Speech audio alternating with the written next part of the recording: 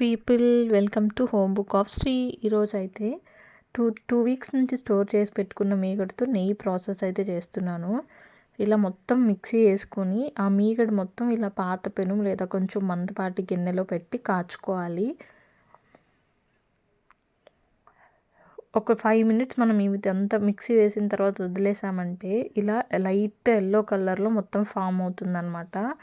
కింద ఉన్నదంతా waste white కలర్లో వస్తుంది కదా, అదంతా మీగడ సపరేట్ అయిపోతుంది. నెయ్యి ఇలా పైకి తేలుతూ ఉంటుంది.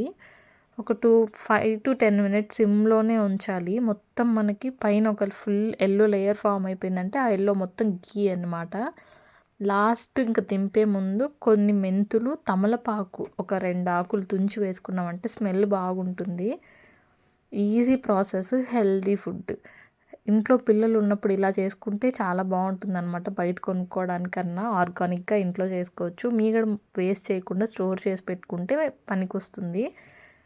ఇలా మొత్తం లైట్ బ్రౌన్ కలర్ మిక్స్ అయిన ఎల్లో కలర్ వచ్చినప్పుడు పైన ఉన్నదంతా ఇలా వడగట్టుకునేసామంటే మనకి హ్యాపీగా హోమ్ మేడ్ ఘీ అయితే రెడీ అయిపోతుంది అనమాట.